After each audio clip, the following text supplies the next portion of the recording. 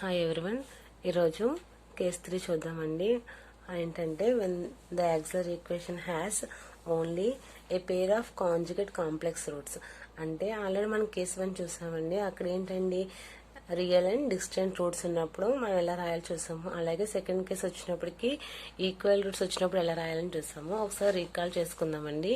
చూడండి, first case వచ్చినప్పటికి మనం కేసు 1 ప్రకారంగా ఏం రాస్తామండి. కేస్ 1లో ఏవైనా elements, for example m is equal to 1, 2, 3 అనే ఎలిమెంట్స్ వస్తే అదని ఎలా రాస్తామండి. yc is equal to c1 e power of x అని, అంటే e power of 1 into x అని, plus c2 e power of 2 into x plus c3 e power of 3x అలా రాసాం కదండి.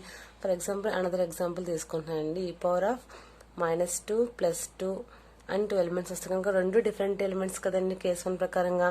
అప్పుడు ఏం రాస్తాను, yc is equal to c1 e power of -2x plus c2 e power of 2x.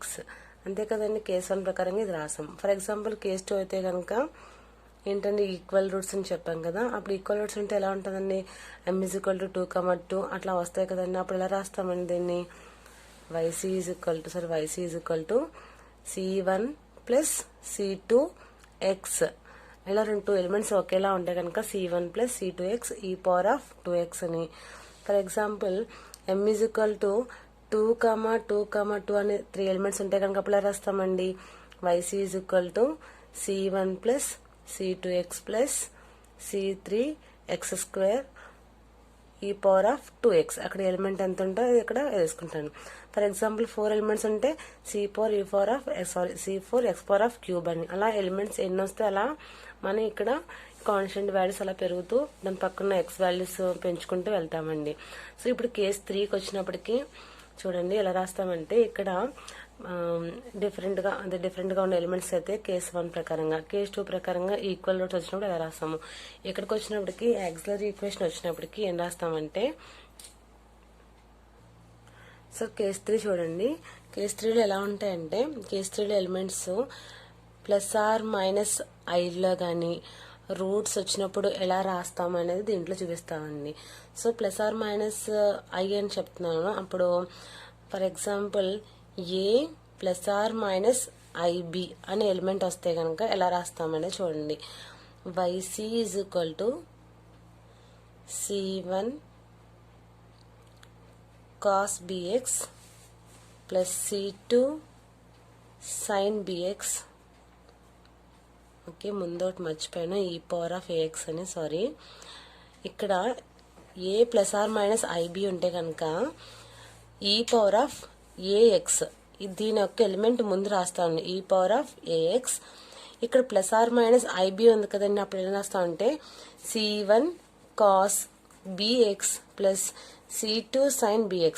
అంటే ఒకసారి నేను మళ్ళీ రిపీట్ చేస్తున్నానండి. ఏ ప్లస్ ఆర్ మైనస్ ఐబి అనే ఎలిమెంట్ ఉంటే కనుక ఎలా రాస్తామంటే ఈ పవర్ ఆఫ్ ఏఎక్స్ అని రాసుకుంటామండి. దీనికి సంబంధించిన వాల్యూ ఇది ముందు రాస్తాండి.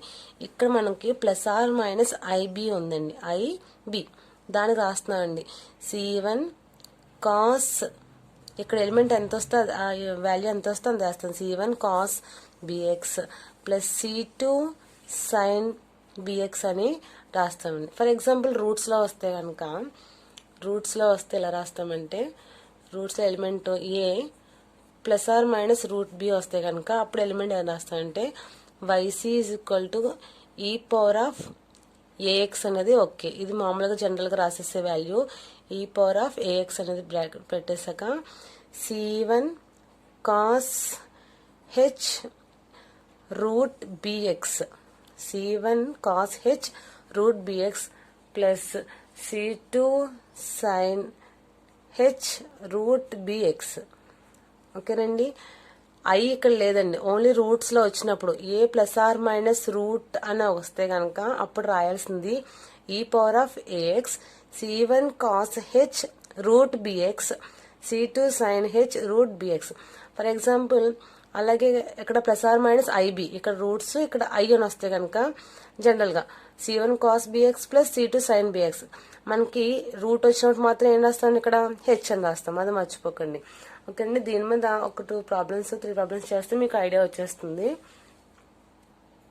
చూడండి, ఇక్కడ problem solve d2y/dx² plus dy/dx plus y = 0 అని ఇచ్చాడండి. సో ఫస్ట్ మనం ఏం చేస్తాను, ఫస్ట్ గివెన్ ఈక్వేషన్ రాసుకుంటున్నాను. Given equation d2y/dx² plus dy/dx plus y = 0. So మనకి ఇది ఆపరేటర్ ఫామ్లోకి రావాలి కదండి. ద ఆపరేటర్ ఫామ్ అని చెప్పి నేను రాస్తున్నాను. ఏంటండి, మనకు ఆల్రెడీ తెలుసు కదా, d/dx అంటే ఏంటండి, క్యాపిటల్ D అని, d2/dx² అంటే క్యాపిటల్ D² అని తెలుసు కదండి. సో ఆ విధంగా దీన్ని నేను d2y plus dy plus y = 0 అని రాస్తున్నానండి. సో y కామన్ తీసేస్తే మనకి d² plus d plus 1 bracket close y = 0. That is equation 1 అనుకుంటాం. ఇప్పుడు వేర్ f ఆఫ్ d ఎంత అవుతుందని మనకి, where f of d d² plus d plus 1 అనేది మనకి f ఆఫ్ d అని వాల్యూ అవుతుంది. సో ఇప్పుడు ద ఆక్సిలరీ ఈక్వేషన్ ఏంటండి, the auxiliary equation f of m = 0. So already మనకి d ఉన్న ప్లేస్లో ఏం రీప్లేస్ చేస్తాం అండి, మనం m రీప్లేస్ చేస్తాం కదా, అంటే m² plus m plus 1 = 0. So ఇది ఒక క్వాడ్రాటిక్ ఈక్వేషన్ అండి. ఇది మనకు ఒక క్వాడ్రాటిక్ ఈక్వేషన్ కాబట్టి దీనికి మనం ఏం చేయాలండి, ఫ్రాక్షన్స్ ఫైండ్ అవుట్ చేయాలి కదా. సో ఫ్రాక్షన్స్ ఫైండ్ అవుట్ చేద్దామండి. ఇక్కడ ఉన్న వాల్యూ 1, ఇక్కడ ఉన్న వాల్యూ 1. సో 1 మధ్యలో వాల్యూ ఎంత అండి, 1. మనకి ఒక మల్టిప్లై చేద్దామన్నా తీసేద్దామన్నా ఏం చేద్దాం, మనకి వాల్యూ అవ్వట్లే, ఫ్రాక్షన్స్ రూట్స్ రావట్లే. సో ఇప్పుడు నేను క్వాడ్రాటిక్ ఈక్వేషన్ ఫార్ములా ప్రకారంగా m - b రూట్స్ లేనప్పుడు, రూట్స్ ఫైండ్ అవుట్ అవ్వలేనప్పుడు formula -b plus or minus root b² - 4ac/2a.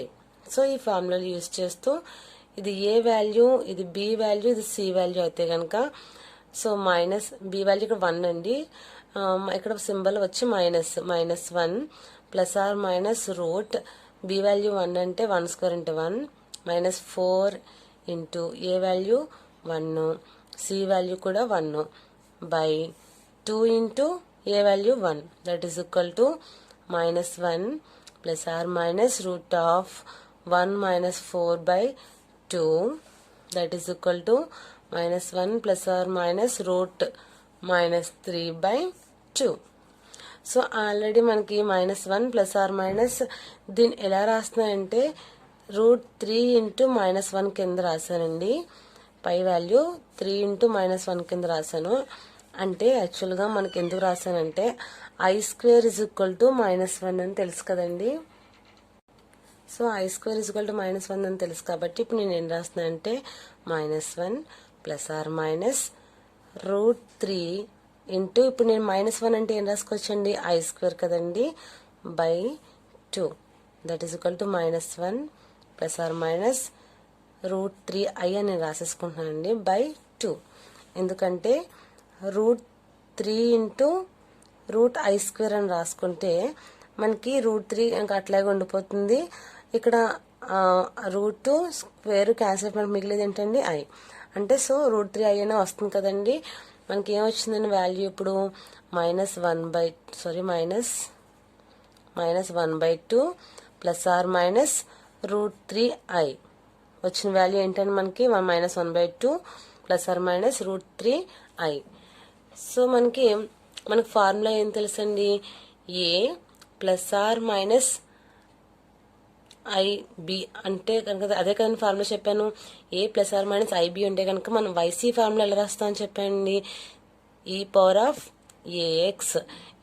Of ax అని రాసేసుకున్నాక c1 cos bx plus c2 sin bx అనే కదా రాసుకుంటున్నాను ఫార్ములా ప్రకారంగా. YC e power of ax plus or minus IB అంటే ఏం రాస్తామండి, c1 cos bx plus c2 sin bx అనే కదా రాస్తానండి. ఇక్కడ మనకేమొచ్చిందండి -1/2 ప్లస్ ఆర్ మైనస్ ఎంత వచ్చిందండి, రూట్ 3/2 దీనికి ఇక్కడ వస్తుంది కదండి. 2 అనేది దీన్ని -1/2 రాసుకోవాలి, +/- అని కూడా రాసుకోవాలి కదండి.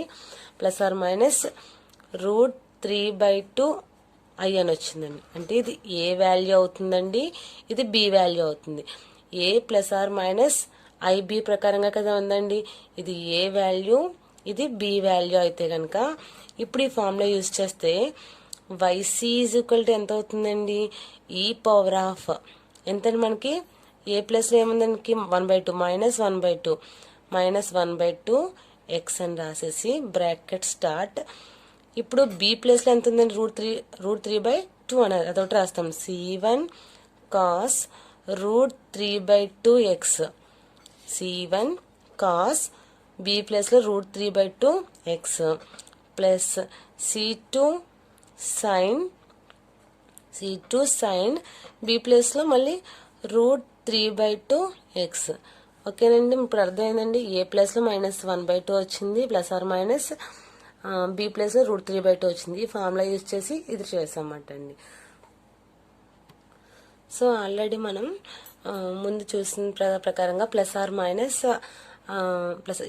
+/- చూసాం కదండి. ఇప్పుడు మనం ఇంకో ప్రాబ్లం చూద్దామండి. చూడండి, గివెన్ ఈక్వేషన్ రాసుకోండి. సో ఇది ఆల్రెడీ ఆపరేటర్ ఫార్ములా ఉంది కాబట్టి ప్రాబ్లం లేదు. Given equation d³ -14d + 8 into y = 0. That's the equation 1 అనుకుందాం. వేర్ f(d) ఎంత అవుతుందండి, వేర్ f(d) d³ -14d + 8. ఇక్కడ d² వాల్యూ లేదండి, చూసుకోండి. therefore the auxiliary equation f(m) = 0 అయితే కనుక d ప్లస్లో m రీప్లేస్ చేస్తాము. అప్పుడు m³ -14m + 8 = 0 అవుతుంది. అంతే కదండి. సో ఇప్పుడు మనకు కావాల్సింది క్వాడ్రాటిక్ ఈక్వేషన్లోకి మార్చుకోవాలి కదండి. ఇక్కడ నేను క్వాడ్రాటిక్ ఈక్వేషన్ మార్చడం కోసం m³ యొక్క వాల్యూ 1 అవుతే కనుక m² లేదు కాబట్టి ఆ వాల్యూ మనకి 0 -14 8, m వాల్యూ -14, కాన్స్టెంట్ వాల్యూ 8. ఇప్పుడు నాకు క్వాడ్రాటిక్ ఈక్వేషన్ రావాలి కాబట్టి నేను నాకు -4తో చేస్తే వచ్చిందని వాల్యూ, అందుకే -4 తీసుకుంటున్నాను డైరెక్ట్గా. చూడండి, -4 తీసుకుంటే ఇక్కడ నేను వాల్యూ ఏం వేసుకోవాలండి, 0 కానీ ఎంటీ కానీ అట్లా ఉంచేసుకోవాలి, డాష్ కానీ పెట్టుకోవచ్చు. సో 1 0 అంటే 1 వస్తుంది. -4 × 1 ఎంతండి, -4. 0 -4 అంటే -4 వస్తుంది. Minus into minus plus 4 × 4 4 16. So +16 వచ్చింది. ఇప్పుడు మనకి ఎంత వస్తుందని వాల్యూ +2 వస్తుందండి కదండి. -14 + 16 -2 వస్తుంది. 4 2 8. సింబల్ మైనస్ ఇంటూ ప్లస్ అంటే -8. The value is 0. సో ఇప్పుడు ఏమొచ్చిందని మనకి ఇక్కడ లాస్ట్ వాల్యూ 0 వస్తుంది కాబట్టి ఫస్ట్ మనకి ముందు ఇది ఉంది కదండి, దాన్ని ఎలా రాసుకుంటాం అంటే మైనస్ ఉంటే మనం ఏం రాసుకోమని చెప్పాను, m+4 = 0 అని ఒకటి. ఇంకోటి ఏంటంటే మనకి స్క్వేర్ నుంచి కదా రాయాలి. ఇప్పుడు క్యూబ్స్లో చేస్తాం కాబట్టి ఇప్పుడు మనకు వచ్చే వాల్యూ m², 1 × m² -4m + 2 = 0. ఓకేనండి. సో m = ఇది -4 అనే ఓకే వచ్చేస్తుంది వాల్యూ. దీనికి ఫ్రాక్షన్స్ ఫైండ్ అవుట్ చేద్దామంటే ఇక్కడ 1, ఇక్కడ 2 ఉందండి. 1 × 2 అంటే 2, ఇక్కడ మధ్యలో ఉన్న వాల్యూ -4. ఏమైనా వస్తాయంటారా, రావు. ఇక్కడ వాల్యూ 2 × 2 అంటే 4, ఇక్కడ ఇంటూ చేయాలి, ఇక్కడ ప్లస్ మైనస్ ఏదో సంథింగ్ చేయాల్సి వస్తుంది. కానీ ఇంటూ అంటేనే 4 × 1 అంటే అట్లా అవ్వట్లేదు. సో దీనికి మళ్ళీ ఫార్ములా ప్రకారంగా m = -b ±√b² - 4ac/2a. ఆ ఫార్ములా యూస్ చేస్తున్నాను. A value, b value, c value. So that is equal to already b value ఇక్కడ -4, మైనస్ ఇక్కడ ఉంది, మైనస్ ఇంటూ మైనస్ ప్లస్ మనకి ఏమవుతుందండి +4 అవుతుంది. ±√ ఇక్కడ b² అంటున్నాడు, -4² అంటే మనకి ప్లస్ అయిపోతుంది కదండి. -4² మైనస్ స్క్వేర్ చేస్తే ప్లస్ అవుతుంది, 4 స్క్వేర్ చేస్తే 16 వస్తుంది. 16 - 4 ఇంటూ ఏ వాల్యూ ఎంతండి 1, b value c value 2, a value 1, c value 2 by 2 into a value 1, that is equal to 4 plus or minus root 16 minus 4 into 1 into 2 అంటే 8 by 2, that is equal to 4 plus or minus root 8. 16 minus 8 means 8 by 2. So ఓవరాల్గా మనకి దీన్ని ఎలా రాసుకుంటారంటే that is equal to 4 plus or minus 2 square into 2 కింద రాసుకోవచ్చు కానీ 2 cube అంటే 8 కదండి, దీన్ని 2 స్క్వేర్ ఇంటూ 2 కింద రాసుకుంటే 4 ప్లస్ ఆర్ మైనస్ స్క్వేర్ రూట్లో స్క్వేర్ క్యాన్సిల్ అయిపోయి బయటకు వచ్చేది 2 మిగులుతుంది, లోపల రూట్ 2 మిగిలిపోతుంది, 2 రూట్ 2 by 2. సో 2 దీన్ని డివైడ్ చేస్తుంది, దీన్ని ఓవరాల్గా డివైడ్ చేస్తుంది కాబట్టి మనకి మిగిలేదు 4/2 అంటే పై మిగిలేదు 2 ప్లస్ ఆర్ మైనస్ రూట్ 2, అంతే కదండి, అంతే కదా. 4/2 అంటే 2 టేబుల్ ఇది 2 టైమ్స్ క్యాన్సిల్ అవుతుంది, ప్లస్ ఆర్ మైనస్ 2 క్యాన్సిల్ అయిపోతుంది, రూట్ 2 మిగిలింది. So a plus or minus root b మిగిలింది. మనకు ఆల్రెడీ తెలుసు కదండి formula, y c is equal to c e power of a x c1 cos h root bx plus c2 sin h root bx అనేది రాస్తాం కదండి. So ఇప్పుడు ఏ ప్లేస్లో ఎంత ఉందని మనకి 2 ఉంది, ఈ power of 2x c1 cos h, b ప్లేస్లో రూట్ 2 ఉంది కదండి, root 2x plus c2 sin h root 2x అని. ఓకేనండి, రూట్స్లో వచ్చినప్పుడు ఎలా రాయాలనేది, ప్లస్ ఆర్ మైనస్ వస్తే ఎట్లా రాయాలని తెలుసుకున్నా కదండి. ఇప్పుడు చూడండి ఒకసారి ఇక్కడ నేను ఏ ప్లస్ ఆర్ మైనస్కి m value m is equal to 2 plus or minus root 2కి రాస్తాను, కానీ ఒకటి మర్చిపోయానండి, ఇక్కడ వాల్యూ ఒకటి m ఈజ్ ఈక్వల్ టు -4 కూడా వచ్చింది కదండి, మరి దానికి కూడా రాయాలి కదా. సో చూడండి, ఇప్పుడు ఇది అయిపోయిన తర్వాత నెక్స్ట్ ఈ వాల్యూ ముందు రాసుకున్నా పోనీ రాసుకోవచ్చు, లేదంటే లాస్ట్ రాసుకున్నా పర్లేదండి. ప్లస్ ఆల్రెడీ c1 అయిపోయింది, c2 అయిపోయింది, మనం రాసే వాల్యూ c3 ఈ పవర్ ఆఫ్ -4x అండి, అంతే కదండి, డిఫరెంట్గా ఉన్న వాల్యూ కదా ఇది, అందుకని కేసు 1 ప్రకారంగా వచ్చిన వాల్యూ c3 ఈ power of -4x. For example మీరు ముందు రాసుంటే కనుక ఇది c1 c2 అనేది మనకి ఏంటండి కాన్స్టెంట్ వాల్యూస్ కదా, ప్రాబ్లం ఏం లేదు. ఇప్పుడు ఫర్ ఎగ్జాంపుల్ ఫస్ట్ రాస్తే ఏమొస్తుందండి, c1 ఈ పవర్ ఆఫ్ -4x అని రాస్తాము, c1 ఈ పవర్ ఆఫ్ -4x అని.